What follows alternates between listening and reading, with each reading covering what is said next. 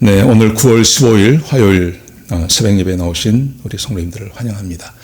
오늘도 말씀 나누기 전에 먼저 공동기도 제목 가지고 함께 기도하는 시간 갖도록 하겠습니다. 입을 열어서 기도하시기 바랍니다. 기도하시겠습니다.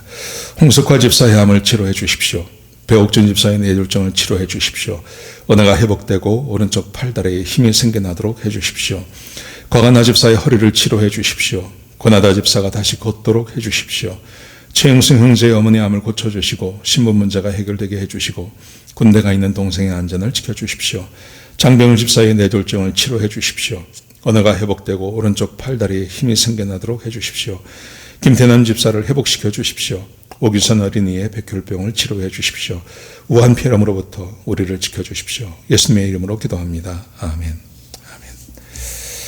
네, 오늘 본문의 말씀은 예레미야 32장 1절에서 15절까지 말씀입니다. 오늘 본문의 말씀은 하나님께서 다시 또 시간을, 오늘 본문의 말씀은 시간이 다시 이스라엘이 잡혀가는 쪽으로 다시 돌아갔습니다. 시드기야 때로 다시 돌아가서 오늘 주시는 말씀입니다. 자, 먼저 1절에 보시면요. 유다의 시드기야 왕 10째 해, 곧 느부갓네살 18째 해에 여호와의 말씀이 예레미야에게 임하니라. 시드기야가 왕이 된 지 10년 되는 차라 그럽니다. 이게 언제냐 하면 시드기야 11년에 나라가 망합니다. 11년에 나라가 망하거든요. 그러니까 나라가 망하기 1년 전이죠. BC 586년에 망했으니까요. BC 587년이 되는 겁니다. 그 해에 하나님의 말씀이 임하셨습니다. 그런데 하나님 말씀이 임할 때 무슨 일이 있었는지 보십시오. 2절에 보시면요. 그때 바벨론 군대는 예루살렘을 에워싸고 선지자 예레미야는 유다 왕의 궁중에 있는 시위대 뜰에 갇혔으니, 바벨론 군대가 쳐들어와서 바벨론 군대가 에워쌌습니다. 성을 에워쌌습니다. 예루살렘 성을. 그런데 그때 예레미야는 궁중에 있는 감옥에 갇혀 있었다는 것입니다. 그런데 오늘 본문이 왜 갇혀 있었는지를 설명하고 있습니다. 자, 왜 갇혀 있는지 보십시오. 3절에 보시면 이는 그가 예언하기를, 예언 때문에 갇혔습니다. 이렇게 예언했습니다. 여호와의 말씀에 보라, 내가 이 성을 바벨론 왕의 손에 넘기리니 그가 차지할 것이요. 바벨론이 지금 쳐들어왔습니다. 상식적으로 생각하면 선지자는 이렇게 해야 되는 거죠. 기도로 막아내야 되는 거죠. 하나님께 도움을 요청해야 됩니다. 그런데 예레미야가 이렇게 말을 하는 겁니다. 이 성은 바벨론 왕의 손에 넘어간다. 그러니까 사람들의 기대와 반대로 예언을 하고 있다는 것입니다. 또 보십시오. 4절에 보시면 유다 왕 시드기야는 갈대아인의 손에서 벗어나지 못하고 반드시 바벨론 왕의 손에 넘겨진 바 되리니, 시드기야 왕이 바벨론 왕에게 잡혀간다는 겁니다. 거기다가 11절에 보시면 그가 시드기야를 바벨론으로 끌고 가리니 시드기야는 내가 돌볼 때까지 거기에 있으리라. 바벨론까지 잡혀간다고 계속 이야기하는 겁니다. 예레미야가 하나님의 말씀을 듣고 이렇게 예언했습니다. 우리는 망합니다. 시드기야 왕도 바벨론으로 잡혀갑니다. 우리는 망합니다. 항복하십시오. 이렇게 자꾸 하는 겁니다. 그랬더니 시드기야 왕이 화가 났습니다. 그래서 본문에 보시면요. 이렇게 기록되어 있습니다. 5절 하반절에 보시면 여호와께서 이와 같이 말씀하시니라. 너희가 갈대아인과 싸울지라도 승리하지 못하리라 하셨다 하였더니 유다 왕 시드기야가 이르되 내가 어찌하여 이같이 예언하느냐 하고 그를 가두었습니다. 전쟁이 나기 훨씬 전부터 예레미야는 백성들에게 두 가지를 이야기했습니다. 첫 번째는 회개하라는 것입니다. 회개하고 행위를 바꾸면 하나님께서 너희를 구원해 주실 거다. 바벨론으로 잡혀가지 않을 거다. 그렇게 예언을 했습니다. 그런데 이스라엘 백성들이 이것을 거부했습니다. 그러자 두 번째 예언이 그에게 임합니다. 이제 너희는 망했다. 망했으니 바벨론으로 잡혀가라고 이야기합니다. 잡혀가면 70년 만에 돌아오게 될 거라고 그렇게 예언을 했습니다. 그런데 이것도 받지 않습니다. 이것도 받지 않으니까 이제 여러 가지를 이야기하는데 가서 어떻게 지내게 될 것이다. 아주 구체적으로 말하지 않습니까? 근데 그 말도 다 믿지 않았습니다.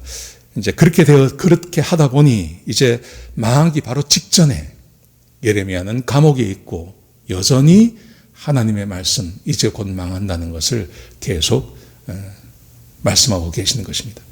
자, 그런데 이제 이렇게 한 다음에, 이렇게 말씀을 전한 다음에 6절부터 보시면 아주 이상한 행동을 합니다. 이게 뭐냐 하면 하나님께서 예레미야에게 땅을 사라는 겁니다. 나라가 망했습니다. 나라가 망해서 바벨론의 속국이 됩니다. 그런데 그때 하나님께서 예언을 하시기를, 말씀을 주시기를 땅을 사라고 말씀하세요. 땅을 사라고.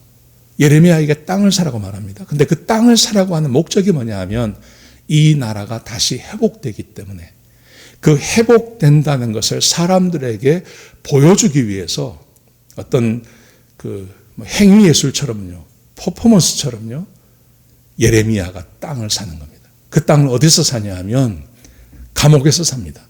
자, 한번 보십시오. 6절을 보십시오. 예레미야가 이르되 여호와의 말씀이 내게 임하였느니라 이르시기를, 감옥에서 이 말을 하고 있는 겁니다. 감옥에서. 7절 보십시오. 보라, 내 숙부 살롬의 아들 하나멜이 내게 와서 말하기를 너는 아나돗에 있는 내 밭을 사라.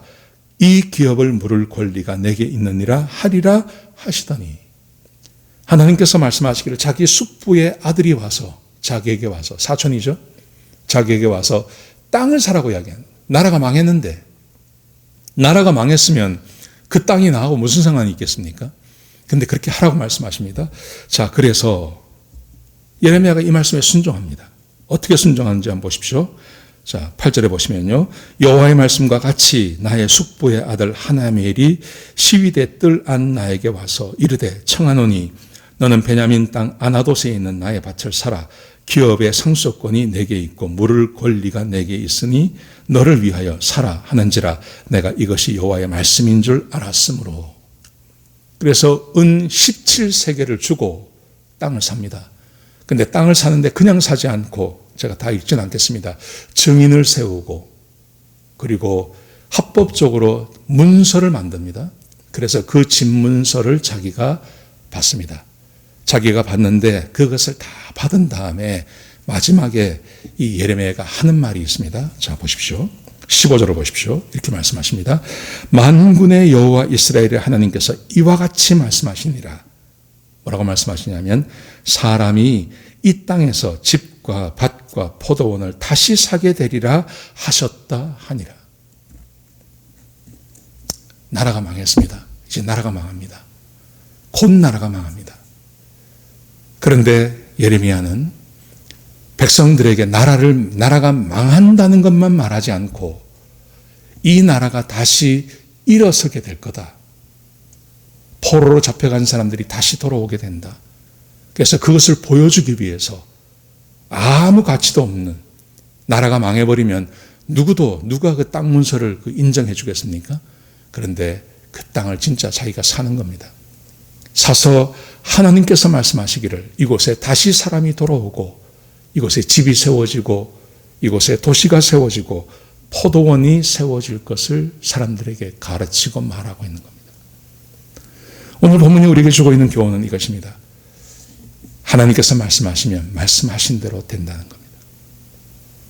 이스라엘 백성들이 하나님의 말씀을 받았으면, 하나님의 말씀을 들었으면 이스라엘 백성들은 잡혀가지 않습니다. 예레미야가 처음에 예레미야가 말씀을 전하기 시작할 때 너희가 회개하고 돌아오면 하나님께서 이 재앙을 너에게 임하지 않게 하시겠다고 그렇게 말씀했습니다. 근데 그 말씀 받지 않았습니다. 그래서 그 다음에 말씀하시기를 너희는 잡혀간다고 말씀하십니다. 실제로 나라가 망합니다. 그리고 말씀하시기를 70년이 있다가 다시 돌아온다고 말씀하시죠. 그 말씀대로 실제로 50년부터 해서 100년 이상까지 1차, 2차, 3차에 의해서 백성들이 돌아오게 되는 것입니다. 하나님은 말씀하신 대로 다 이루십니다. 여러분, 그러므로 우리 인생에 있어서 매우 중요한 것은 하나님의 말씀에 귀를 기울이는 것입니다. 우리 하나님 아버지께서는 모든 사람에게, 그의 자녀들에게 하나님은 늘 말씀하십니다. 하나님께서는 늘 말씀하십니다. 우리가 주일날도 함께 말씀을 나누었습니다. 하나님은 모든 백성에게 어떤 상황에 있든지 항상 말씀하십니다.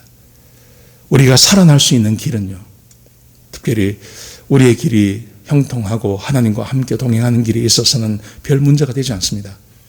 여러분, 그런데 요즘처럼 이게 아주 힘들고 어렵고 내가 판단하기가 어려운 이런 시대 가운데 우리가 해야 할 일은 하나님의 말씀에 귀를 기울이는 겁니다. 하나님은 성령을 통해서 우리에게 말씀하시고 하나님의 말씀을 통해서 지금도 우리에게 말씀하십니다. 하나님의 말씀을 통해서요. 하나님께서 여호수아에게 말씀하셨어요. 여호수아를 찾아오셔서 새롭게 지도자가 된 여호수아에게 말씀하시기를 네가 내 명령을 지키면 너의 길이 형통하게 될 거라고 말합니다. 무슨 말이냐면 우리는 하나님께서는 끊임없이 뭘 말씀하시냐 하면 하나님의 말씀에 순종할 것을 말씀하십니다. 하나님 말씀에 순종할 것을 말씀하십니다.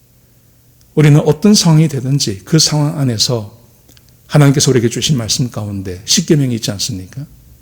하나님을 사랑하고 이웃을 사랑하라는 것으로 대변할 수 있습니다. 하나님을 사랑하고 이웃을 사랑하는 것으로 내 삶에서 뭔가를 계속 결정해 나가는 겁니다. 뭔가를 결정할 때마다 하나님을 사랑하고 이웃을 사랑하는 공식으로 결정해 나가는 겁니다. 그러면 틀림없이 하나님께서 저와 여러분의 삶을 형통케 해주십니다. 형통케. 왜냐하면 하나님께서 그렇게 말씀하셨기 때문에 그렇습니다. 너희가 내 말 안에 거하면 형통하게 될 것이다. 너희가 내 말에 거하면, 너희가 내 약속을 지키면, 내 말을 지키면 우리는 너와 함께 할 것이고, 그리고 너희 안에서 우리가 너와 함께 하는 것을 알게 하겠다. 하나님께서 약속하셨습니다. 여러분, 그러므로 우리의 삶에 있어서 아주 단순한 것, 그것은 하나님의 말씀에 순종하는 것입니다. 하나님의 말씀에 순종하시고 뭔가를 선택해야 될 때 하나님의 말씀으로 선택하시고 하나님께서 이끄시는 대로 순종하시면 우리의 삶은 언제나 형통케 되는 것입니다. 형통케. 지금 이스라엘 백성들은 하나님 말씀에 정말 순종하지 않았습니다. 어떤 말도 순종하지 않습니다. 그래서 지금 이런 형벌이 그에게 찾아오게 되는 것입니다. 그런데 하나님은 말씀하신 대로 이루십니다.